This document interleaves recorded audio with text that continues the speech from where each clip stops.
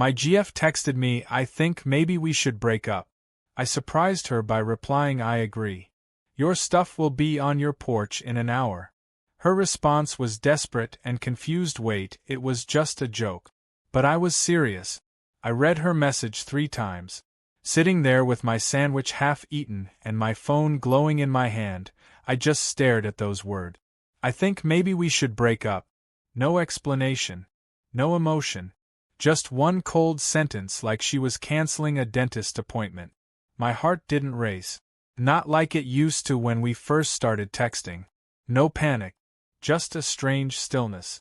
Something inside me just snapped. Quietly. Cleanly. Like a switch flip. And for once, I didn't feel like fighting. I didn't feel like begging or overanalyzing her tone or asking what I did wrong. I just replied with a single line. "I agree. Your stuff will be on your porch in an hour." I hit send. No hesitation. And then I sat there, staring at the screen again, watching the little typing dots pop up almost immediately. Then her message came through. "Wait. It was just a joke. What are you doing? Hello? Are you serious?" Yeah. I was. I could almost see the panic behind her words. The sudden shift from indifference to desperation. But it didn't move me. Not this time. Because something about that message told me everything I needed to know. She didn't think I'd actually walk away. She thought I'd chase her. Like always. Thought I'd crumble and call her. Say no, let's talk, let's fix this. Because that's what I'd always done. Every time she pulled away, I reached harder. Every time she got distant, I blamed myself. But this time I was done. Her words weren't a joke. They were a window. A window into how lightly she held me. How disposable she thought I was. Maybe she didn't mean to say it out loud. Maybe she was testing me. But the thing is, if someone loves you, they don't play games with your heart just to see if you'll dance. I stood up from my table. Tossed the sandwich in the trash. I couldn't eat anymore. My stomach was tight. My hands were steady though. Too steady. I walked back to work and sat at my desk like nothing happened. But inside, I was already packing up her stuff in my head. The drawer where she kept her makeup. The sweater she always left on the back of my chair. Her favorite mug. All of it was going on the porch. My phone buzzed again. And again. I didn't even look. Because I wasn't going to let her confusion change my clarity. I wasn't going to let her panic become my guilt. I wasn't going to bleed again just to prove I loved her. I loved her. God, I did. That's the worst part. That I still did, even in that moment. But love doesn't mean staying where you're slowly being broken. Love doesn't mean letting someone poke holes in your heart just because they're afraid of their own emptiness. So I walked into that decision with quiet steps and a full heart. Not full of anger. Just full of finality. Because the moment she hit send on that text, she thought she was holding the power. But she didn't know. I was finally ready to let go. I left work early. Didn't tell anyone why. Just grabbed my keys and walked out like I had somewhere urgent to be. And I guess in a way I did. I needed to get home and finish what I started. Her stuff. The porch. The silence. The house felt too quiet when I opened the door. That kind of quiet that hums in your ears, like the aftermath of a slammed door or a final goodbye. I walked straight to the bedroom. Our bedroom. Though even thinking of it as ours felt wrong now. It had been hers for a long time. I just slept there. I opened the closet and stood still for a second. Her side always smelled faintly of vanilla and the conditioner she used. Her clothes were still hung neatly the way I always encouraged her to do. I started taking them down one by one. Folded each piece. Softly. Gently. Like I was folding a goodbye I hadn't realized I'd been writing for months. That hoodie I gave her on our 3rd date. The one she wore when she was too lazy to get dressed. Her jeans. That stupid oversized t-shirt with a joke I never found funny but she loved. It all went in the box. And while I folded, the silence filled in the gaps she left behind. The kitchen still had her coffee mug in the sink. Lipstick print faint on the rim. I stared at it longer than I should have. Then rinsed it clean. Like it mattered. Like it meant anything anymore. I moved through the house like I was in a museum of a relationship that had already died. Every corner had a memory stuck to it like old paint. The hallway where she once danced barefoot to that stupid pop song. The couch where we had that long talk about nothing that felt like everything. The fridge where we argued about leftovers and laughed 5 minutes later. But behind all those memories were shadows. The nights she turned away from me in bed. Her face lit up by her phone while she claimed she couldn't sleep. The way she jumped when I walked into the room while she was texting. The late-night notifications she never explained. The nervous laughter when I asked who it was. He's just a friend. I swallowed that lie so many times it started tasting like truth. I told myself not to be insecure. I didn't want to be the jealous boyfriend. I trusted her. I did. Until trust started to feel like a slow kind of dying. Like I was handing her pieces of myself and watching her tuck them away while giving nothing back. I thought if I loved her hard enough, she'd see me again. Really see me. But love doesn't work like that. You can't scream quietly and expect someone to hear. I taped the box shut. My hands were steady again. I carried it out to the porch, set it down carefully. Then I went back inside and closed the door. And I stood there, just behind the glass, looking at the box. Her life with me, packed in silence. I should have felt strong, or proud, or free. But I just felt hollow. Because loving someone who makes you feel invisible is like slowly fading out of your own life. And today, I finally stepped back in. Even if it meant stepping away from her. She may have joked about leaving me. But what she didn't know was, I've been slowly leaving her for months. I just hadn't packed the box yet. My phone started ringing the minute I closed the front door. Her name lit up the screen again and again. First once, then twice, then 5 times in a row. I didn't answer. I let it ring out. I let it buzz and vibrate on the counter while I stood by the window, watching the box on the porch. The wind was picking up slightly. Her hoodie flapped gently from the corner where I hadn't sealed it all the way. But I didn't fix it. I just watched. The messages came next. Hey. Come on. Asterisk asterisk. Are you seriously doing this? You know I was kidding, right? Why aren't you replying? Still, I didn't say a word. I wasn't trying to punish her. I just needed peace. For once, I needed silence to speak for me. Because all the words I'd given her over the months, words she ignored, dismissed, or twisted, they hadn't mattered. But maybe the quiet would. The texts kept coming. They changed tone like she was cycling through emotions trying to find the one that would unlock me. This isn't funny. You're really being dramatic. I didn't think you'd freak out like this. Why are you acting like I cheated or something? And that line made my chest tighten. No. She hadn't cheated. Not that I knew of. But she had done something that felt just as sharp. She made me feel uncertain. Every day. She chipped away at my confidence until I second-guessed every glance, every word, every quiet moment between us. She didn't want to lose me. But she never really tried to keep me either. I walked over and picked up the phone. Not to reply. Just to scroll. Her texts had shifted again. Babe, please talk to me. This doesn't feel real. Can we just talk? Please. I'm sorry. Asterisk asterisk. Don't shut me out like this. I love you. Asterisk asterisk. I let out a bitter breath. Love. That word. She tossed it around when things got tough. When she felt me pulling away. But never when it mattered. Never when I was curled up beside her quietly hoping she'd turn around and hold me. Never when I needed her to say it first. I sat down on the couch and let the phone rest beside me. She didn't love me. Not really. She loved knowing I loved her. She loved the security of me. The comfort. The constant reassurance. But not the raw, messy, vulnerable parts of me. The parts that needed attention. The parts that hurt. The parts that required effort. She wanted me to always be there. But never asked if I wanted to stay. Another call. Another ring. Still, I didn't answer. And in that silence, something inside me settled. For the first time in months, maybe even years, I wasn't the one begging. I wasn't the one explaining. I wasn't the one trying to decode what she really meant when she said things like, "I'm just tired," or "I need space," or "maybe we're just too different." No. Now she was the one left confused.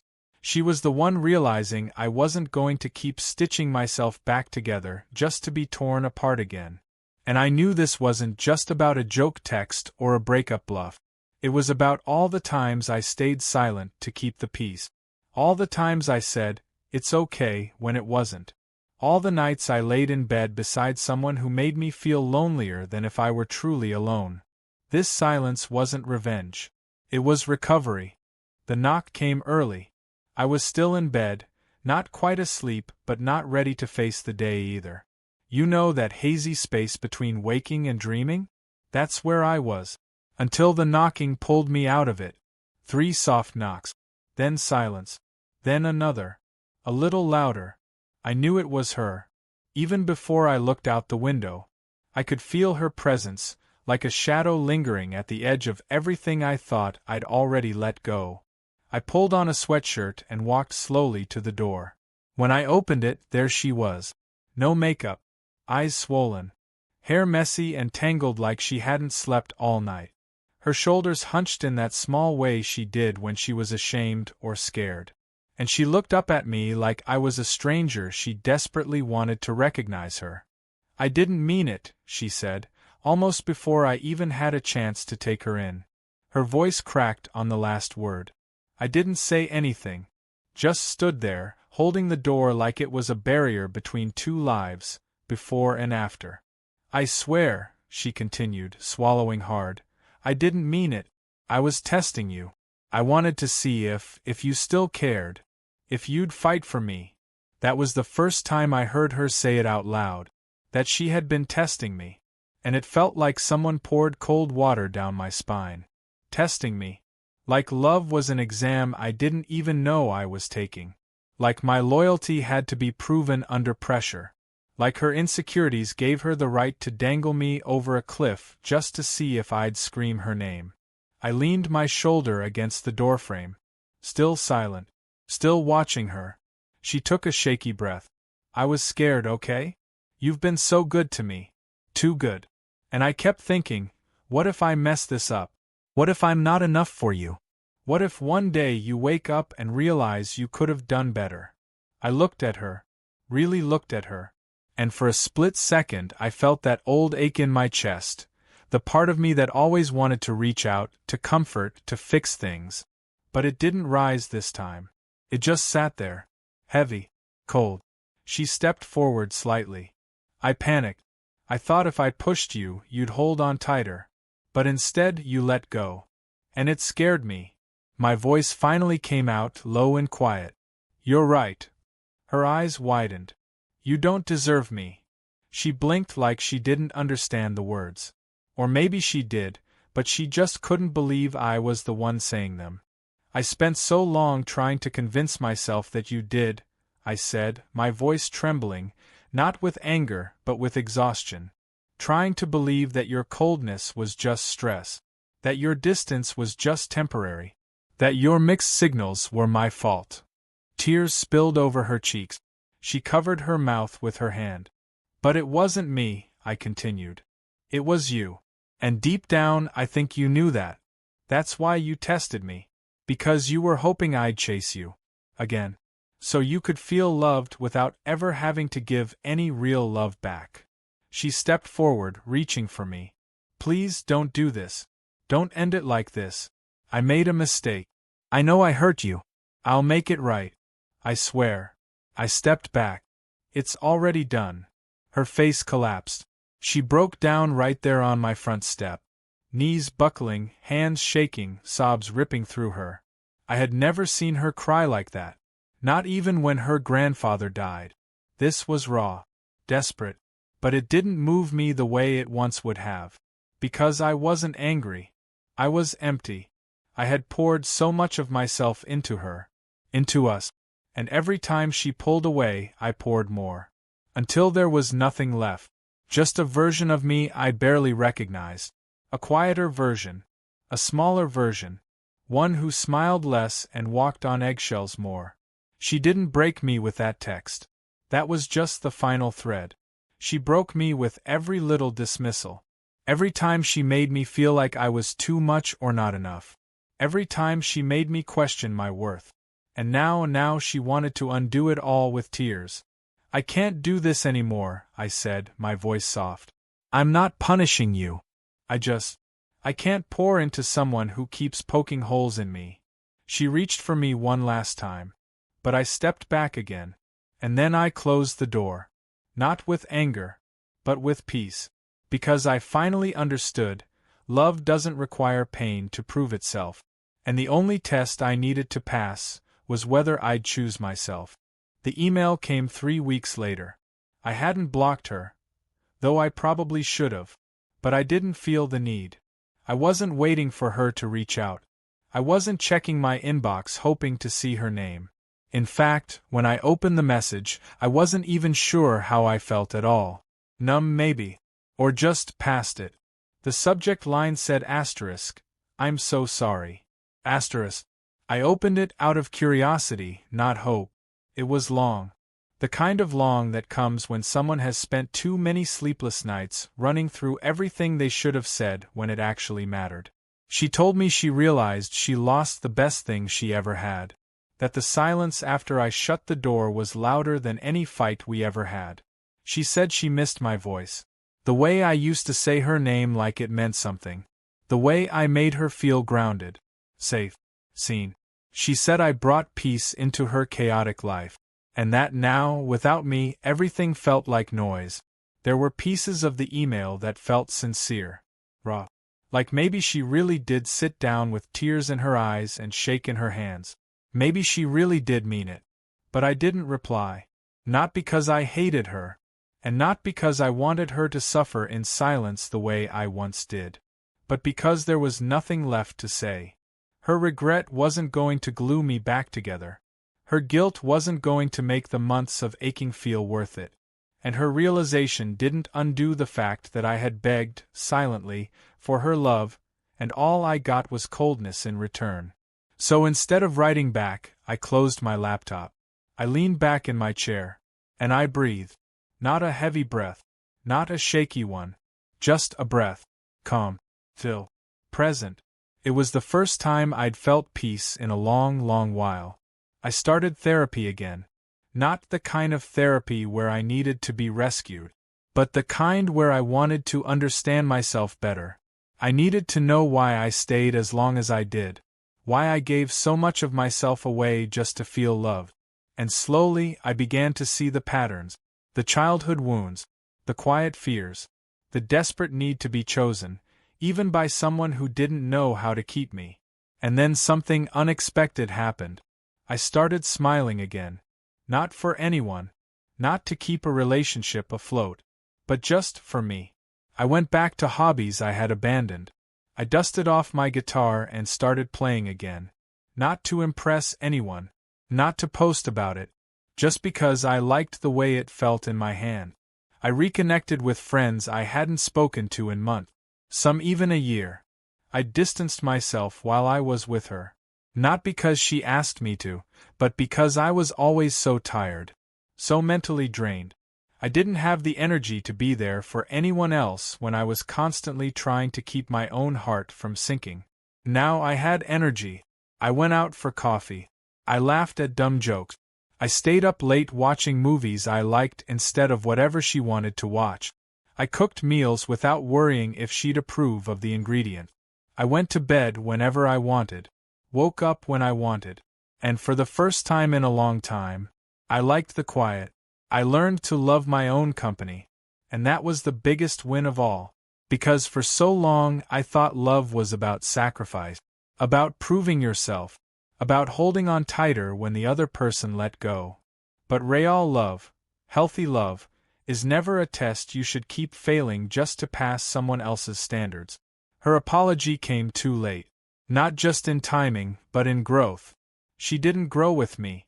She only realized my worth once she lost access to it. But me? I found myself, and no apology in the world could compete with that. So no, I didn't reply to her email. I didn't send a long message back telling her how much she hurt me. I didn't beg for closure. I didn't try to make her understand. Because some stories don't need a final chapter. Sometimes, healing means letting the book end in silence, and starting a brand new one. And in that new chapter, I was no longer someone's test. I was someone's piece. My own.